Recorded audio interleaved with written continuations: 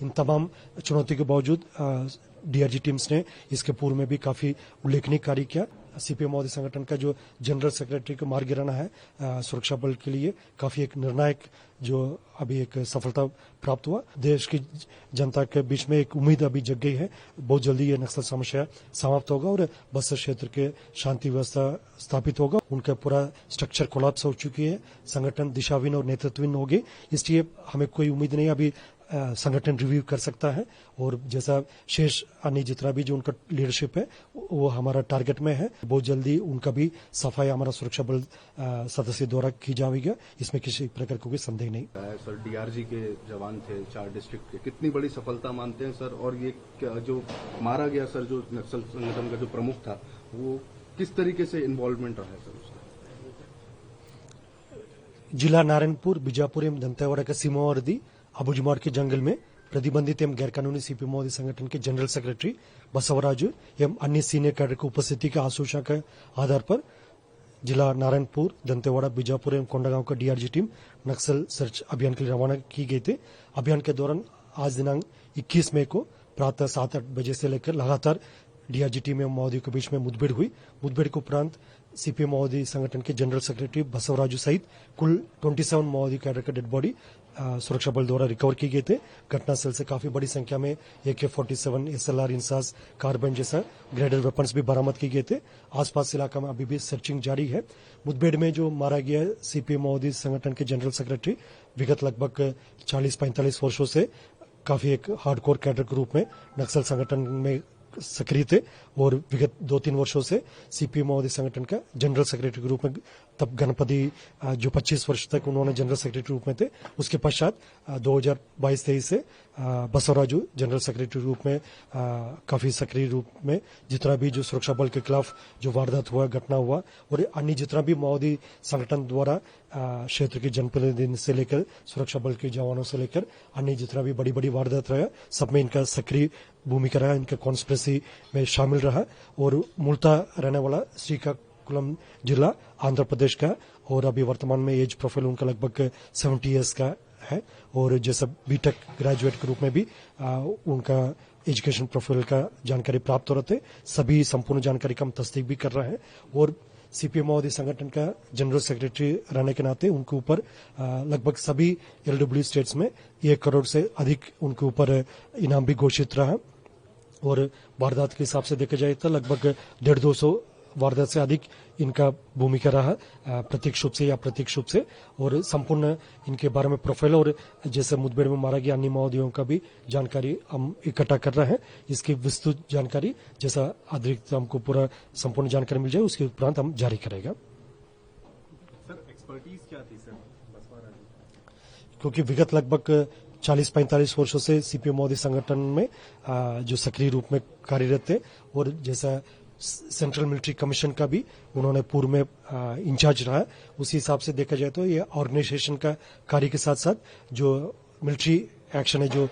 PLG gorilla action में भी इनका सक्रिय भूमिका रहा। IED से लेकर जितना भी जो माओवादियों का जो गोरिल्ला टैक्टिक्स है इसमें भी उनका काफी एक महत्वपूर्ण इनका भूमिका रही विगत कई वर्षों से और जैसा घटनाक्रम के हिसाब से देखा जाए तो मतलब LW स्टेट्स में लगभग सभी स्टेट्स में इनका प्रत्यक्ष रूप से या अप्रत्यक्ष रूप से सभी घटनाक्रम में इनका भूमिका रहा और खासतौर पर दंडकारण स्पेशल जोन कमेटी इलाका में उनका अधिकतम समय इनका प्रेजेंस रहा, उनकी गतिविधि रहा और इस संबंध में संपूर्ण और प्रोफाइल हमको सभी अलग अलग एजेंसी से अलग अलग स्टेट से भी हम इकट्ठा कर रहे हैं। जैसे जानकारी मिल जाए उसी हिसाब से हम एक डिटेल बुलेटिन भी जारी करेगा। सर इतने बड़े कैडर को मारा है तो क्या फियर्स एक्सचेंज ऑफ फायर था, मतलब बहुत ज्यादा फायर सामने से भी था और किस तरीके से जवानों ने सर उसका जवाब दिया? मुठभेड़ के संबंध में जो डिटेल जानकारी जैसा अभियान संपूर्ण होने के बाद हम जारी करें क्योंकि अभी भी सर्चिंग अभियान जारी है। सुरक्षात्मक कारणों से हम सभी डिटेल सभी खुलासा नहीं कर सकता, लेकिन जैसे सीपीएम माओवादी संगठन के जनरल सेक्रेटरी जो पूरा संगठन का नंबर 1 कैडर है, जो पूरा देश में जो माओवादियों का सरगना है, यदि उनका मारा जाना तो मतलब निश्चित रूप से सुरक्षा बल द्वारा काफी बहादुरी से और टैक्टफुली इस अभियान को संचालित की गई थे और डीआरजी टीम्स का इसके पूर्व में भी जितना भी जो बस्तर संभाग के अंतर्गत जो अभियान संचालित हुआ है, इसमें कठिन भौगोलिक परिस्थिति के बावजूद कठिन जैसा जो क्षेत्र में और अनरिलेटिंग टेरेन है, घना जंगल है और वेदर का भी चैलेंजेस हमेशा रहते हैं, यदि तेज गर्मी रहते नहीं तो बरसात के सीजन रहते। इन तमाम चुनौती के बावजूद डीआरजी टीम्स ने इसके पूर्व में भी काफी उल्लेखनीय कार्य किया और वर्ष 2024 में देखा जाए तो मतलब लगभग 6 दंडकारण स्पेशल जोनल कमेटी के कैडर्स का डेड बॉडी अलग अलग मुठभेड़ के पश्चात रिकवर किए गए थे और काफी बड़ी संख्या में पीएलजीए कैडर्स का पीएलजीए कमांडर्स का डेड बॉडी रिकवर किए गए थे। लेकिन जो सीपीएम मोदी संगठन का जो जनरल सेक्रेटरी को मार गिराना है सुरक्षा बल के लिए काफी एक निर्णायक जो अभी एक सफलता प्राप्त हुआ और आने वाले समय में निश्चित रूप से इस बढ़त को हम और मजबूती से आगे बढ़ाते हुए जो माननीय प्रधानमंत्री महोदय, माननीय केंद्रीय गृह मंत्री महोदय, छत्तीसगढ़ के मुख्यमंत्री महोदय और छत्तीसगढ़ के उप मुख्यमंत्री महोदय गृह और डीजीपी सर से लेकर पुलिस मुख्यालय के सभी जो वरिष्ठ अधिकारी डीआरजी टीम के इस प्रकार का जो सराहना का काम को काफी बधाई एवं शुभकामनाएं दी गई थे। और बस्तर संभाग के अंतर्गत जितना भी जो हमारा सुरक्षा बल तैनात है, जैसे केंद्रीय अर्धसैनिक बल के हिसाब से देखा जाएगा CRPF, BSF, ITBP, cobra, SSB और स्थानीय पुलिस बल जो डीआरजी, बस्तर फाइटर्स, एसटीएफ और सीएफ और तमाम सुरक्षा बल द्वारा काफी बेहतर कोऑर्डिनेशन के साथ अब तक सभी अभियान को अंजाम देते आया, जिसके परिणाम भी काफी सकारात्मक रहा और देश की जनता के बीच में एक उम्मीद अभी जग गई है। बहुत जल्दी ये नक्सल समस्या समाप्त होगा और बस्तर क्षेत्र के शांति व्यवस्था स्थापित होगा और एक नया आइडेंटिटी भी हमको प्राप्त होगा। सर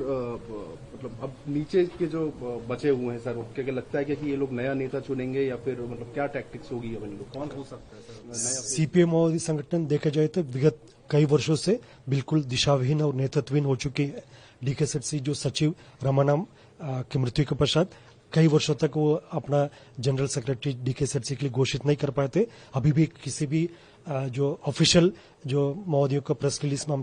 अभी तक हमने डीकेएसएससी के जनरल सेक्रेटरी का नाम देखने के लिए नहीं मिला है, क्योंकि पूरा संगठन अभी काफी बैकफुट में है, उनका पूरा स्ट्रक्चर कोलैप्स हो चुकी है, संगठन दिशाहीन और नेतृत्वहीन हो गई। इसलिए हमें कोई उम्मीद नहीं अभी संगठन रिव्यू कर सकता है और जैसा शेष अन्य जितना भी जो उनका लीडरशिप है वो हमारा टारगेट में है और बहुत जल्दी उनका भी सफाई हमारा सुरक्षा बल सदस्य द्वारा की जाएगी, इसमें किसी प्रकार का कोई संदेह नहीं।